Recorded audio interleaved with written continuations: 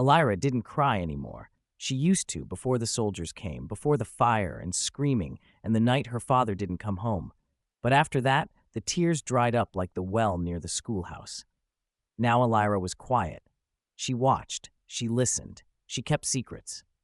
The commander's estate was colder than the old village, with high stone walls and windows like slitted eyes.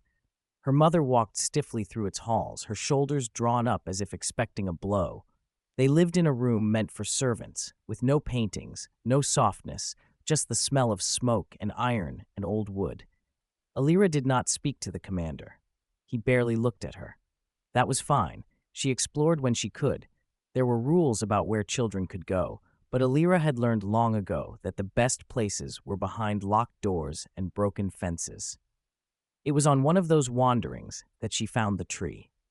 It grew at the edge of the estate gardens, past the scorched hedges and cracked fountains. The tree was black and twisted, roots like gnarled fingers clawing at the earth. Ivy covered it, thick and silver in the moonlight. And nestled beneath the roots was a door. It was small, only big enough for a child, carved of dark wood and metal, with strange markings Elira couldn't read. A voice on the wind whispered, "Elira." She blinked. The air shifted.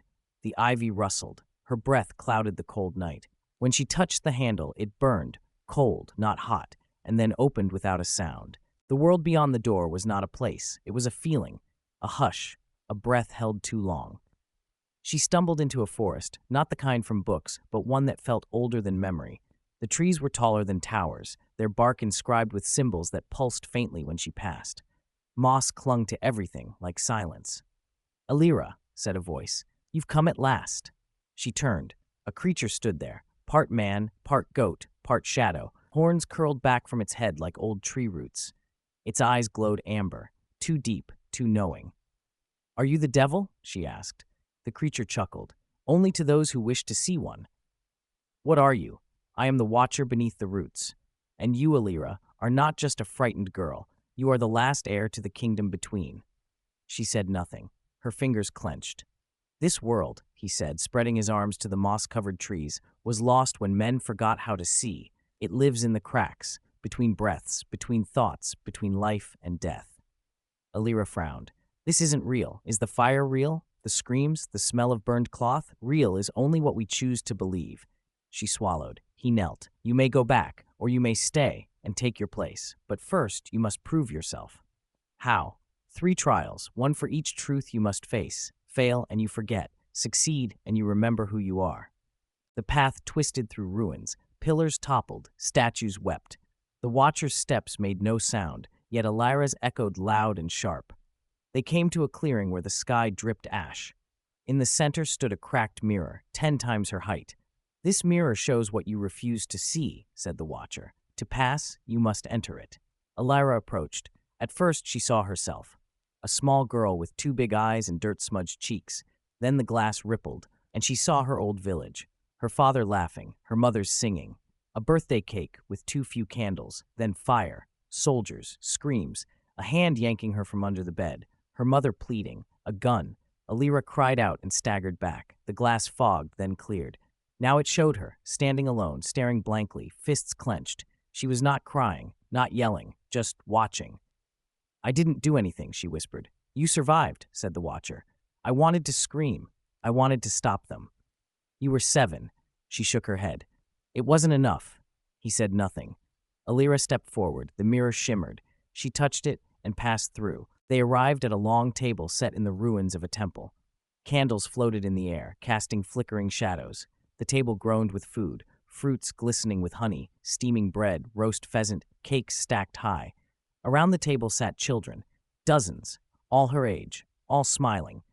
"Elira," they cheered. "Come sit, you're safe now." She looked to the watcher. He bowed. "Eat and be one of them, or find the lie and go hungry." She sat. A girl with golden curls passed her a plate. "No more hiding," she said. "No more fear." A boy across the table beamed. "You can stay forever. No soldiers, no pain." Elira reached for a tart. Her hand trembled. Then she noticed something. None of the children blinked. Their smiles were too wide, their eyes too still. The candles didn't flicker. She stood. "This isn't real." Silence. The children turned to her in unison. "You could have stayed," they whispered, voices overlapping. I know, Elira said, but I want the truth. The temple cracked, the food rotted, the candles went out. She was alone again. They came to a cliff overlooking a vast chasm. On the far side stood a throne of bone and gold, tangled in vines. Between her and it, a narrow bridge stretched, fragile as thread. This is the final trial, said the watcher, but the hardest is not crossing, he pointed. Another door had appeared behind her, wood and ivy, the same as before. One leads to your kingdom, the other back to the waking world. Choose. She stared at the bridge, then at the door. What if the kingdom isn't real? He shrugged. And what if it is? What if I'm just broken? His expression softened. All who survive break. That is how we grow. The choice is not between real and unreal, Elira. It is between who you were and who you might become. She trembled. If I go back, nothing changes. Except you. The wind howled. The soldiers were coming.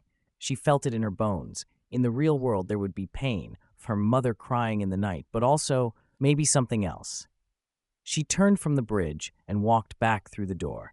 She woke on the forest floor beside the black tree. Her clothes were damp, her hands dirty.